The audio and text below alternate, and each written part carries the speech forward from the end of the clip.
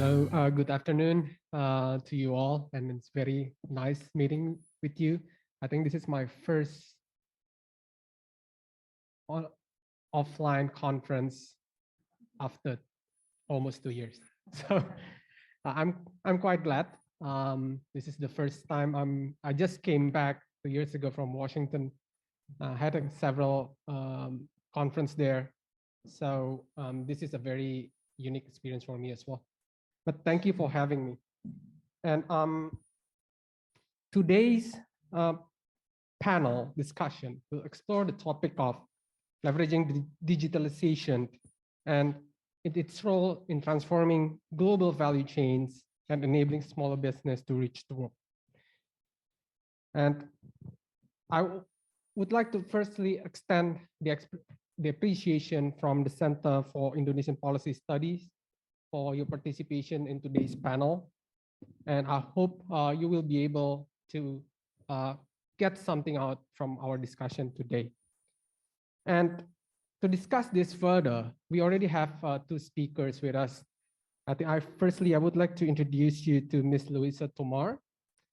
She's a senior program officer from the Center for International Private Enterprise. Please, Ms. Louisa. Thank you. Welcome. And the second panelist would be Mr. Krisna Gupta. He's also the associate researcher like myself from the Center for Indonesian Policy Studies, or CIPS. Yes, Ms. Krisna.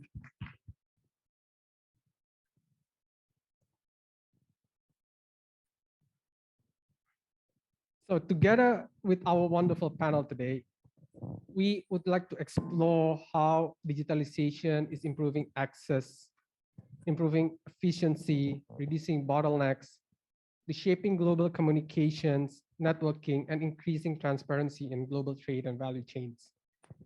And we'll invite our speakers to share their perspectives on how businesses are adjusting or exploring this new modern environment that we have seen in a very enormous, with a very enormous growth in the past decade. And we also would like to discuss what challenges lies ahead in order for us to further social inclusion and to develop sound policies in the global modern trade and investment environment. We have prepared some key points to be addressed in this discussion. I think some of these will be addressed to the panelists later on during the discussion. But I think we also need to be prepared with some of the new questions that the audience might have. Please feel free to do so at any time. We also have online session of which questions can also be submitted. So without further ado, to start the discussion, I'm sorry, I'm breaking the social norms here. Usually I would like to give the opportunity for the ladies presenter to go first, but at this time around, I would like to invite Mr. Krisna to start with his presentation and then follow up with from Mr. Louisa. Please, Ms. Krisna. All right, thank you, Ronald and Louisa. If you want to jump in, please do so. So I will just start with some point of discussion of our talk in the session. I'm waiting for my slides to show up. So basically here, I will share a little bit of what I know on digitalization, small, medium enterprises, and global value chain in Indonesia. This is a short intro. So my main research usually involving GVC and large firms and stuff, but of course, obviously, I also catch some trend on SMEs and digitalization. And in order to fit our theme today on digitalization and inclusivities, we can kind of check whether GVC can be one of the channel for small, medium enterprises to go large. So please, next slide. A little bit of stats. I get this data from the IDB Asia SME Monitor database. So basically what I'm showing you here is Indonesia's 5 chosen statistics of mine, compared with Southeast Asia average. And as you can see, if we concentrate on share of employment, for example, Indonesia SMEs employs 97% of its employment, whereas the Southeast Asia average is just 67. So Indonesian SMEs' role in employment is extremely large. And obviously, as you can see here, any improvement comes from SME will improve like 97% of employees as well. So this is large, and vice versa as well, right? So if you improve employees, and our SMEs will also get improved automatically. So this is really not just talking about SME in the end, right? This is like the whole Indonesia, just because how large SME is. And the topic from me today is like whether internationalization helps SMEs, whether GVC participation helps, and what is the role of technology digitalization in this. So next slide, please. All right, so first, a little bit of definition with the boring stuff. So basically, if you just read the bold things, basically GVC consists of series of stages of production. So for example, you're talking about an iPhone, for example, the design came from different countries, then the procurement of raw materials come from different countries, manufactured in different countries, etc. If at least two stages being conducted in different countries, then we call that GVC industry. And a firm participate in any one of these points of this stage, we call that firm participating in the GVC. So next. A shoe is closer to home example, right? Here I get the data from osu.edu on Nike shoes. And as you can see, Indonesian manufactured these shoes along with China, Vietnam, and also source of the rubber.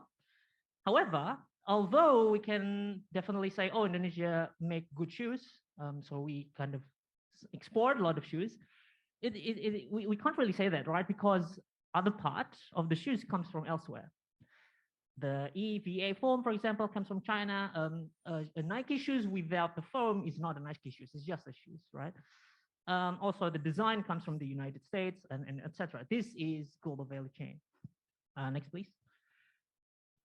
So what global value chain allows is a country or a firm that doesn't have the know-how or capital to participate in the production of a complex goods like Nike shoes. It's extremely hard to design one, in fact, can actually make one, right? So Indonesia doesn't have the design. Design can come from other places. We can also think of electronics, for example, something that, or any heavily design-intensive goods, right? Vietnam doesn't know how to make phones like in 5 years ago. The technology comes from elsewhere, right? So that's the nice thing about GVC. You can make something that you don't even know how to imagine that good. And this also allows for economies of scale. So small firms typically doesn't have specialization in their work, right? You don't need an R&D department to join the GVC because R&D comes from elsewhere. You don't need the marketing department. You don't need IT department. You just make it. And these specialized things come from different firms.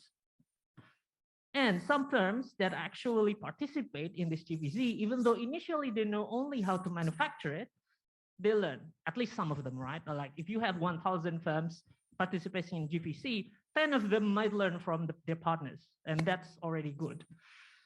There's evidence here, we call it learning by doing, by working more.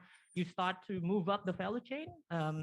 By being taught by Nike how to sew their shoes allows you to know, oh, so there's this new technique of sewing shoes.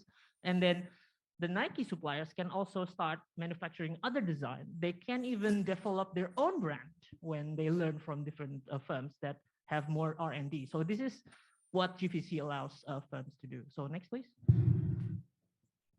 So digitalization, of course, as you can see here, communication is extremely important, right? Because in GVC, we're dealing with a bunch of different suppliers and buyers and clients and also governments. Don't forget that international trade requires you to log in some government apps, right? To do some documentation and things. And ICT really fasten these things up. And if a firm do not learn how to do it, they will be left out. In emerging market, there's evidence that having a website and have a high-speed internet is associated with 10% chance of joining GVC. And compared to their peers, this 10% is actually large in output and profit. Also, internet helps firms that have credit constraint. And this is also one characteristic of SMEs that I've learned. There is also an evidence in Yogyakarta, internet use increased revenue per worker, also profit per worker, increase their output, and also the share of those output that gets exported. So in the Gopalan Radiant Sidaran, having website really helps SMEs to be found not just buyers, right, but also by firms that have the design and needs their design to be manufactured. And in the case of Jakarta, social media is the one that actually helps. So it acts as a pseudo website, if you will. So they put their portfolio, what they sell, what their project is in the social media. And this, I think, have less learning curve compared to making your own website. So this is one of the good evidence coming from Jakarta. Next, please. Well, some challenges. GVC often associated with large and more productive firms. So smaller firms often kind of not really into GVC. Informality remains one of the top challenges because it comes often with low productivity, detection or avoidance, right? You stay informal because you don't want to pay taxes, minimum wages, and following some documentation by the government, and as well as associated with more corruption. So tackling informality could be the key here. Other often cited problems with SMEs, a lack of specialized workforce and lack of business network. These two can actually be kind of tackled with GVC, right? Because the specialization and the network comes from different countries, different firms that are larger than these SMEs. Financial constraint, we already discussed in the first session, so I won't touch too much about this. And inconsistent production is also something I hear a lot coming from the field. That is, a firm, SME today, they work, and tomorrow they decided to, oh, I worked a lot yesterday, I decided to not work. And then tomorrow work again. So this type of inconsistency is hard, especially if you supply larger firms that needs consistency. Next, please. So there are two models joining GVC. So first one is the left one, the direct participation. So small firm sell directly to the global market. For example, agribusiness is following this model. Coffee, for example, selling directly to the global market. And backward is e-commerce. So these SMEs sell things domestically, but the things actually made elsewhere, and they bought it imported, right? So this is one of the direct participation. In fact, Indonesia just introduced in 2019 or something the de minima tax on goods that you can bring from 75 US dollar to just $3 US because of this backward phenomenon of e-commerce. But the more mainstream one is the indirect participation. That is, the smaller firms work with one lead firms, typically multinationals, who have the know-how, who has the capital, who has the network, with other SMEs in different countries as well, that act as the leading sort of core production to these peripheries SMEs. So one example, automotive enables SMEs to supply parts and workshop preparation, bengkel. Dairy also work like this, as well as furniture are also here a lot.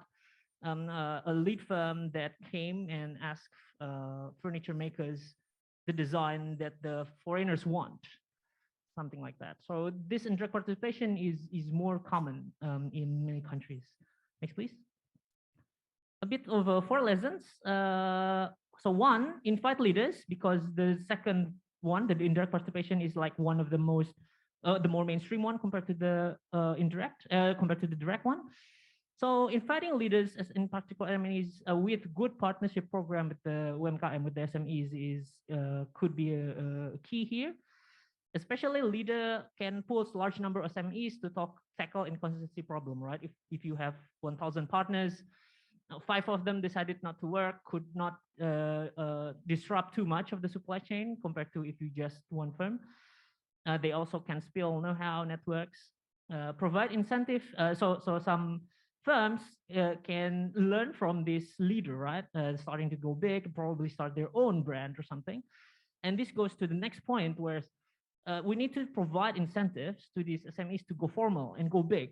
So if a small medium enterprise wants to be more productive, wants to be more specialized, they need to go big, and they need to go formal. They need to pay taxes, they need to pay a minimum wage, and etc. In fact, I think Omnibus Law wants to do this.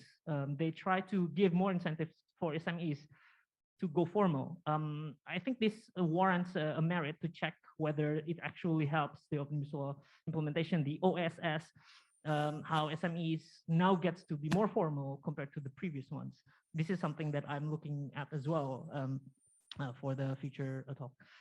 Broaden internet access more generally. This is a no-brainer, right? So people learn by themselves sometimes even. So if we can complement that with a better education training materials on finance, for example, the theme of the previous session, it will help, right? So even if you have 1,000 firms and only 10 of them learn, it's already quite great compared to none of them. And lastly, improve financing and financial education. This is basically the main theme of the previous session. So this is like a 4 key lessons that I can share today. Next is, I think, next please. Yeah, just some references for you nerds. And next, thank you very much. So yeah, I hope it can be a point of discussion. And Louisa, looking forward to hearing from you. And back to you, Ronald. Thank you very much, Mas Krisna. A very thorough and very comprehensive presentation. I think before I give the floor to Louisa, I do have some key points that I wanted to ask probably for Louisa to respond to. And some of these aren't actually being prepared in the script. So I hope you're not caught off guard. But I do have like one quick observation from the presentation, a very wonderful presentation from Krisna. I think first and foremost, I would like to start with the question of what kind of enabling environment that should be in place in order to further integrate the the small and medium economies into the global value chain. What I mean by enabling environment, what kind of legal policy or institutional landscape that should be in place. And then considering that you have a very based on your work, the Center for International Private Enterprise, you probably have some examples from other jurisdictions, from other countries in the region, or probably from other part of the world, like what they are doing in terms of increasing digitalization, as well as further integrating the SMEs into the GVC. And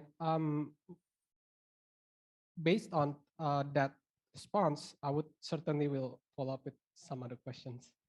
Lisa, please, over to you. Thank you so much. And thank you to CIPS for including me in DigiWeek this year. It's wonderful to be here. And on behalf of my colleague, Adam Sachs, who unfortunately couldn't attend, I know he wishes everyone an enjoyable event. You asked some excellent questions and you presented some fantastic data. You know, I think when we've done our work on digital economy policy and looking at e-commerce, we haven't generally engaged that often with SMEs involved in GVC. We know that's a key interest for a lot of governments and sort of, you know, digital transformation planners, but the reality of what we're seeing typically is for the SMEs as they digitalize, as they get into the digital economy, it's all about the domestic ecosystem. And that's really where most SMEs, perhaps more specifically small business, tend to grow and flourish. And that really means that, you know, when it comes to the policy environment, whatever investments or policy and regulatory decisions being made by government to support business, those same things need to be happening for the average consumer, the average citizen, customer, and so forth. One of the challenges we've seen in some places is there'll be a lot of emphasis on getting SMEs online. And the customer base of those SMEs are their local communities or perhaps, you know, a region or a state away. They're not, you know, the EU, they're not China, they're not, you know, countries, you know, outside of their region typically. That's just not where we're seeing some of the most sort of efficient and impressive growth for SMEs. Not to say that that's not an important area to tackle, but making sure that the SME customers are also online, that also have access to the internet to purchase the goods the SME now can online, that the consumer has access to the same payment plans and platforms as the SMEs is incredibly important. And I know the topic of consumer protection has come up quite a bit, but that's also a key issue in making sure that the ecosystem functions properly. You know, a lot of the kind of successful businesses that I've heard from in this region and around the world, they've really been at the forefront of understanding their domestic customer base and then building those products to meet the demand locally, let's say, and using the platforms that their typical customer uses, whether that be Instagram or Alibaba or whatever it is. They understand who their customer is, and that's a lot harder to do when you're trying to do cross-border trade, is understanding the trends, the interests, the payment preferences, et cetera, of a global marketplace.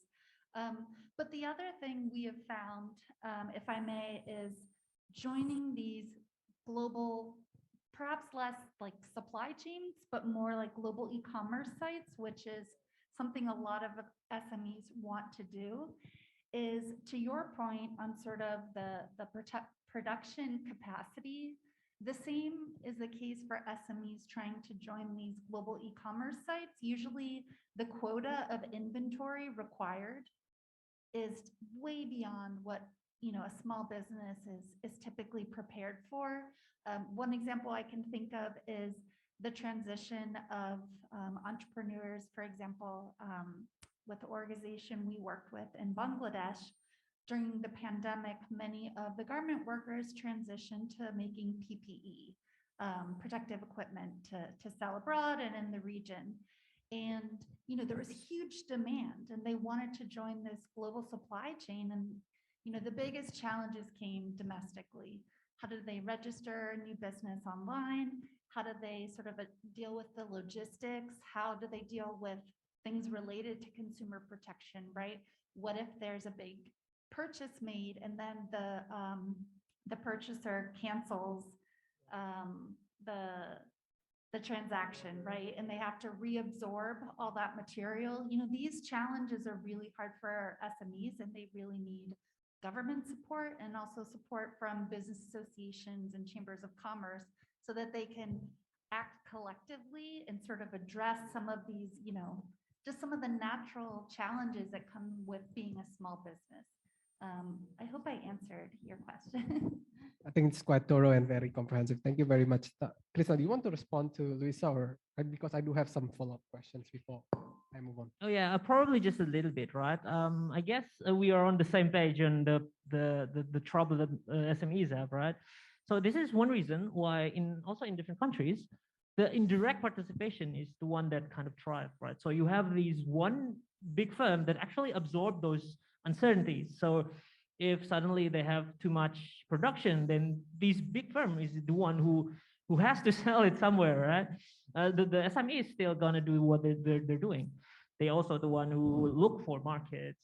So these leading firms, for example, one in Chile on the mining sectors, I believe. So they kind of buy from local mining as well, and help them to how to do it more efficiently, more environmentally friendly, things like these.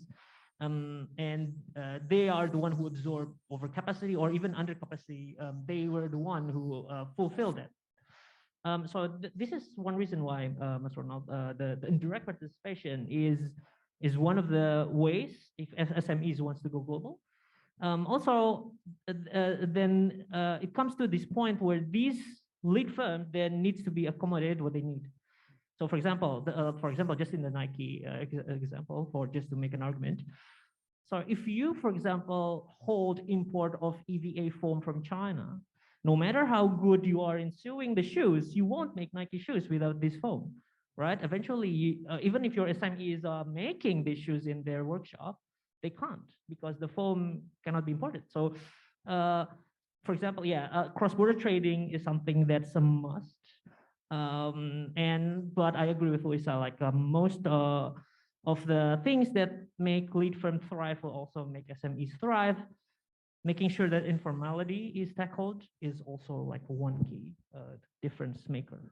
If I can respond to that, I mean, I do agree that there is a real benefit in having sort of a larger firm taking the lead on, supplying certain goods and then having its own sort of domestic supply chain locally with different SMEs. I think the new challenges we're seeing, despite, digital transformation and how, all these new digital tools have made things easier, is this emphasis by the multinational companies, depending on where they're headquartered, related to environmental, social, governance indicators, looking at things like labor, anti-corruption. There are a lot of due diligence obligations, and that's all fine and good. But I do think that for SMEs, they need to be prepared to, understand how to pass these due diligence requirements or provide this type of information up the global supply chain.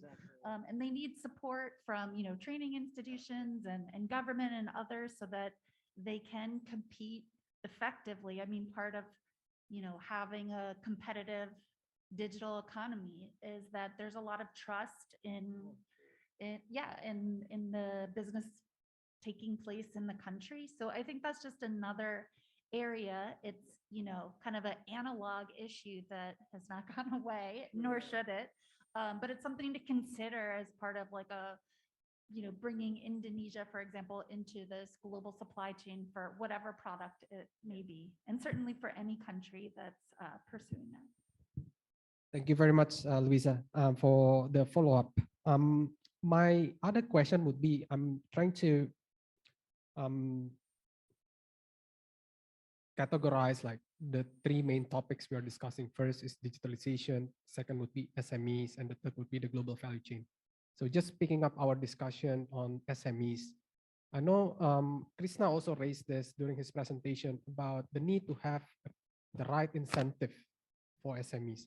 And the omnibus law has, in Indonesia, particularly, the omnibus law has tried to address this by giving a simpler registration process in establishing business entity for SMEs. There are also preferential treatment being given in terms of a minimum amount of foreign direct investment. So there is a safeguard for SMEs to enter into competition with the foreign entity. So my question would be like, based on your experience engaging with different countries, what incentive do you think is the most effective, like in terms of further developing the capacity of the SMEs? Can I go first? Nice. All right. So yeah, I mean, if we compare Indonesian SMEs with different countries, it's probably a little bit stretched, right? So yeah, in SMEs in other countries sort of follow more or less pretty much the same rule as the biggies. The main thing about the informality is like you don't want to be detected, right? You're small, you don't pay taxes, you don't pay minimum wage. This is how you become competitive. This is the reason why you can sell your things. One of the reason why. But yeah, omnibus law do have some preferential other than you mentioned. For example, they are allowed to not pay minimum wage. So these things are just an incentive for you to register yourself. Of course, when you start to go big, then you will lose these privileges as an SMEs in the omnibus law. So I mean, if this can't make SMEs want to be registered, I'm not sure what else can be done. So yeah, I think hopefully this will work, and eventually, because they're formal, they will have enough credibility to, for example, borrowing from the bank, something like this. And this is something that I'm very excited to see if the government actually do some studies on this, right? Whether the SME starts to go formal and the informality goes down. So it's really a matter of making SMEs go formal, and then from then their opportunity to grow bigger is there. Yeah.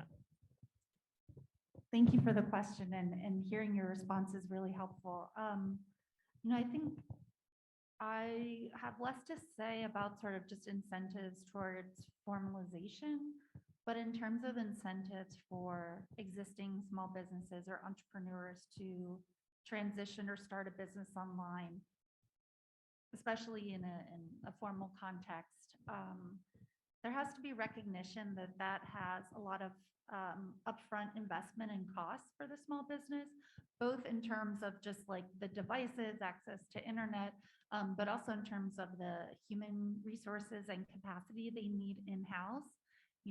We've been talking about things like data privacy and protection, cybersecurity, the risk of cyber threats to small businesses. For example, in the US, there's a data point thrown around that's often contested, like what exact percentage of SMEs go bankrupt or have to close after a cyber incident. And even though there's no like agreement on the exact number, it's clear that a huge number of small businesses close after a cyber incident, right? Even if they've invested quite a bit in getting their business online, or even if they're not an online business per se, they're a business that uses technology and digital tools. And so I think when we're just thinking about like what incentives are there to get SMEs online, we need to think beyond, I feel like there's a lot of pressure in conversations around digital transformation that says, okay, we just have to get these SMEs online. And there's a ton of interest in that. And it's treated as sort of a end result rather than step one. Okay, they're theoretically online. What does that mean? Like, do they know how to do marketing? Do they know how to find the business opportunities? And I do think there's a role, again, for government to support that. Depending, there may be different incentives or sort of subsidizing some of these new costs for, digitalizing or access to free training, which it sounds like there is available here in Indonesia. And then the next piece is sort of, making sure, the access to credit and access to, what they need to be successful online is extremely important. I think just generally incentivizing businesses to formalize, it's incredibly challenging across the globe. And I really can't speak to like great examples where it's been done extremely successfully, but I do think, what I have seen is that there are plenty of successful informal digital businesses around the world, and it should not be sort of misconstrued that digitalization of a business means it's been formalized. Those definitely aren't the same things, and I do think, these global digital platforms and tools have allowed several businesses to operate globally. I can think of one example of a company that was operating on Etsy before sort of the law for small online businesses and their tax regulations were clarified in the country where they were from, but they still had a quite successful small shop on Etsy. And so, that's happening. And it really is about having dialogue with SMEs, with the associations that represent the industry as a whole, so that, government can close some of the challenges and gaps and figure out like what would be the right incentive. Thanks. Thank you very much, Louisa. Before I move on to the other questions, please, I would like to ask the audience that are here today if you do have any questions for our panelists today. I would like to provide an opportunity to do so. Yes, please. The lady in the right-hand table.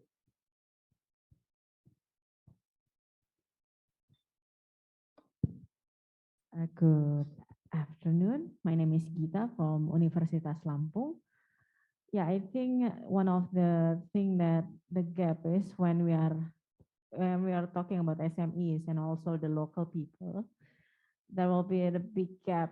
Maybe not a big gap, yeah, but there are gap about the analog and moving digital and how the activities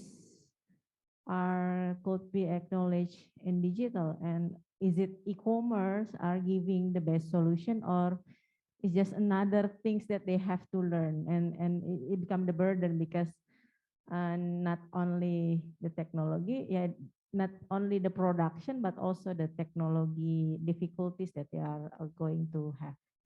I think maybe Thank that's you all. Thank you. for the question. Probably I'll just hand it over to Ida, Louisa. Please, Louisa, can go first. Yeah, I think that's a really important question and point. And that gets back to the incentives, right? Like, what is the incentive for some of these small businesses to move online? And again, I think it comes back to the ecosystem approach, right? Because you're right in sort of what I said at the beginning, like if their main customer base is not online, they're not using the same payment platforms, or they're only transacting in cash, just pressuring SMEs to go digital, it's not going to work, or it's not sustainable. And there are plenty of sort of dead end websites out there on the internet, right?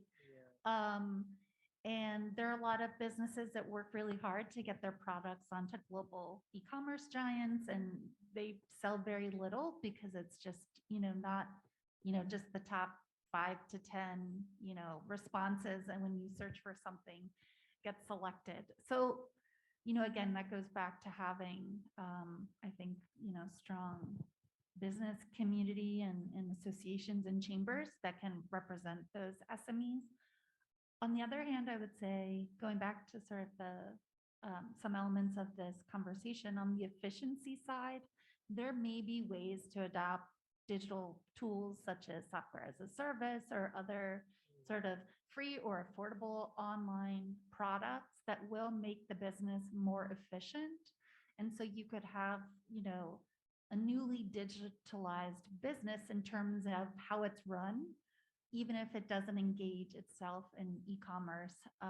So like using digital services, but not necessarily seeing a case to sort of run its business completely online. I think hybrid models and other models are important, and small businesses should get the support they need to have, to be successful in whatever works best for them.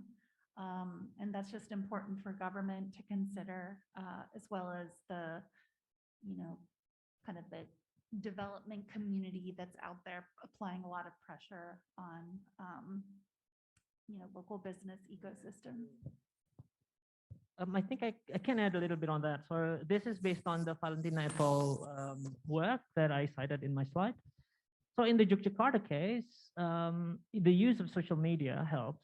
So they use the social media like Instagram as a portfolio of the products. But as you say, depends on the consumers as well, right? So basically, the consumers are those who also use the social media. But one thing I can say is these types of studies is it doesn't mean that if SMEs do Instagram then they will succeed, because there is a not everyone use it, right? So they just see the value of going social media and then they do it, whereas others do not. So there's this heterogeneity as well coming from the SMEs. This is one thing that is hard to replicate because it comes from the SME itself, the business owner itself, not just something you can generalize to all SMEs. And to add to the fact, I think in their study, only 5 or 10% of SMEs in Jakarta are actually using internet. So it's still not like huge much, but you might as well say, oh, okay, maybe only 5% of SMEs actually know the value of going digital, without having to be pressured or something. So yeah, this also really depends on the SMEs themselves. So making it institutional or making them systematic is the challenge one. That's a really great point. I guess I would just, when you think about maybe your average small business around Jakarta, like how would they do a cost benefit analysis of going digital, and like to what extent does going digital like apply to all elements of their business? I think that's really hard. Are there any small business owners in the audience here that might want to comment? No, okay, maybe that's the community we're missing that we can talk to about this. Yeah. Thank you. I think it's very useful to know that there are some gaps that needs to be addressed. So I think what would be the next question is on the second, the second type of the components that we are discussing, which would be the global value chain. We know that there is a risk. SMEs will need to weather the risk of competing against global firms. So in this regard, what would be your view on giving preferential treatment to SMEs against foreign competition? Like, are you in favor of it, or are you opposing it by basically arguing that the market is the best teacher for SMEs to learn and to directly compete with the global firms? Or do you think there is a need for intervention, incentive that need to be put in place in order to safeguard the SMEs? Please. All Anyone. right, I'll try and go ahead. Yeah, this is where things get complicated, right? You really need to do a proper study on this, because it's not like you bar the foreign investment and then SMEs will go big. Sometimes it doesn't work like that, because sometimes even the lead firm who come here, the MNEs, are the one who actually educate the SMEs, helping the SMEs how to improve the quality of their work. So one example is, for example, if you have a dairy producers that buys milk from local farmers, and they teach the farmers how to do better agribusiness. But to build the scale, they will also need milk from different countries. So they need to import as well for the scale to be sustainable for this lead firm. So and then you come to conclusion, okay, let's protect the dairy farmers from foreign competition. But by barring imports, then these firms that helping agribusiness around them do not have the scale they need to keep on producing. Hence, you lost the knowledge from this big firm. You lost the network from this big firm. So this is something that a bit nuanced than just protecting the smaller firms from the bigger one, right? Because sometimes they interact, sometimes they steal some technology, maybe a little bit on how to nurture the cows or something. And yeah, it's not quite straightforward, and it could also be heterogeneous in fact. So you need to make a proper studies on different industries, probably have different characteristics. Probably the SMEs join a different part of the value chain, for example. So yeah, it's hard to say. But the government needs to think a bit more hard on making this protectionist narrative, because sometimes it's not as straightforward as that. Yeah, so I would not recommend protectionism. I'm very much opposed to the idea that, every country should be protecting its, SMEs and then hoping for the best when it comes to all the other countries doing the exact same thing. I think when protectionism appeals, it's when, one or two countries or a handful think that, they will sort of be the outsider compared to all this free trade, free market countries. But, once you start protectionism, it can be a race to the bottom.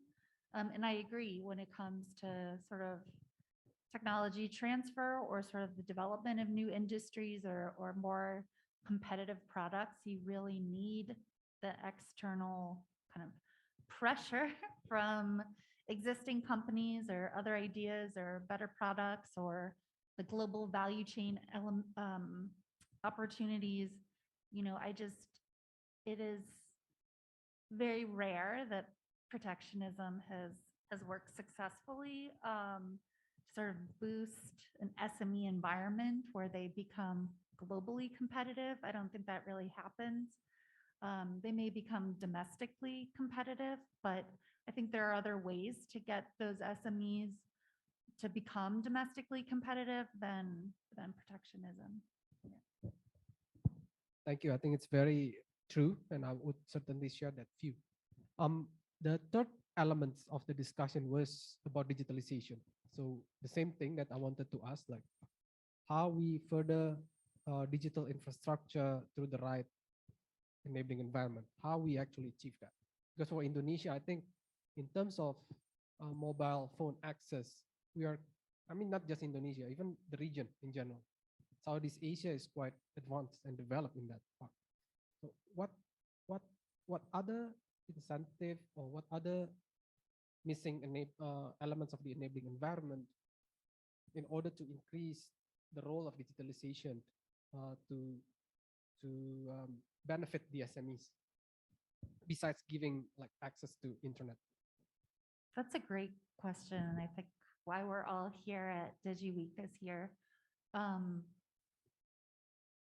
I think I was having a conversation with someone earlier. I mean, one of the complexities is dealing with the digital economy ecosystem. It's an enormous amount of policy, regulatory, infrastructure, logistics considerations, and it requires many agencies of the government working in tandem, understanding the implications of different policy decisions, and of course, engagement from private sector and civil society and their advocacy on what they need and what works well. One thing I've heard quite a bit here has been about sort of the lack of a consumer protection regime as it relates to the online environment. And I think that's really, really critical. I mean, none of this works well without trust. And to build that trust, you really need to feel like you can engage in a transaction online and you can get out of it if it doesn't work well. I heard from some of my CIPS colleagues that you have, here in Indonesia, when you buy a product online, you film yourself opening the product so that if there's something faulty or wrong with it, you can return it. You can convince the seller that you didn't mess it up, that it arrived that way, right? And I asked about what about you just don't want it anymore? Like, oh, well, that's not common. And I think, to build trust, as a consumer, you need to be able to buy something and change your mind. As a seller, you need to be able to sell something and know you're going to get paid when that product is accepted. And for many millions of people, they need to have trust in, using, online financial products and transitioning away from cash and trusting that they'll stay safe online and not fall victim to cybercrime. So unfortunately, there's no sort of one size fits all policy recommendation out there. I mean, everywhere we've looked, there are different issues. I think, there's a lot of good perspectives on what the EU has done to regulate the online space for the EU countries. But I do think you see a bit less innovation to some extent because of the extent of regulation. And of course, in the US, we have the opposite, a lot of innovation and a lot of sort of, oh, we probably should have regulated that. And now it's too late, or we don't know how to sort of get ahead of this anymore. It's finding a balance that works in the country. I have to say, just hearing the amount of dialogue and engagement by business and government and civil society here at DigiWeek is very heartening. I mean, clearly there's a lot of interest and conversation happening, and I think it's just making sure the policy environment remains iterative, right? Like even if you pass some of the legislation being discussed, it's not going to stay static, right? Emerging technology is going to come quickly. New ideas about how the local digital economy should be governed are going to evolve. And so, there needs to be sort of this ongoing feedback mechanism. So that, yeah, it's very complicated. What I can say is probably from the Jakarta case study that I mentioned before, right? They're just 5% of SMEs using internet, even though it's probably available to them. So making sure that people knows the benefit of using it will make them use it. It's to make the learning curve worth it for them. So yeah, maybe some more education. I will also turn to the previous session who mentioned about education is important, but also building infrastructure of internet drains a lot of capital because it's pretty expensive, especially in Indonesia with high interest rate. And now the world has high interest rates as well, so not great for investment. But yeah, FDI might help, like opening the services of internet to all other countries to chip in and pour their money here to build more internet. It may be a good solution to that. Thank you. Unfortunately, we are running out of time, so I would like to wrap up the session today. I think first and foremost, we have discussed like the three important elements of how digitalization can help SMEs to enter into the global value chain. And I think the panelists has comprehensively argued that first, there is a need to have the right infrastructure for the digitalization. Obviously, the mobile, the access to internet, both mobile and also desktop-based, need to be in place. And there is a need for further education for the SMEs in order to tap into these infrastructures. And I think for the case of Indonesia, although the mobile access is there, we need to ensure that there is an increase in the number of the informal SMEs, especially those who are doing their activities physically in pasar, in markets, in those kind of places to use the technology, to use the internet more proactively. And the second, I would say, the both speakers and panelists, they both agreed that competition needs to be in place in order for the SMEs to grow. So there is a, although there is a risk when they are entering the global value chain, they will need to weather that risk. And by learning from the competition, they will be able to know exactly what their deficiencies are, and hopefully in the future they can address it. And I think the last point would be about the SMEs itself. And this has been the most important part, I think, of the discussion today, because I think like the majority of Indonesian economy, like more than 50% are still SMEs. So there is a degree of urgency for the right policy intervention to be in place. And I think one of this has been detailed elaborately on the presentation by Ms. Krisna and also by Louisa on her intervention, that further access to financing is the first and foremost, I think, is the most important. Like we've seen that there is even an idea that has came up in the last few days about popularizing or giving more access for intellectual property as a collateral.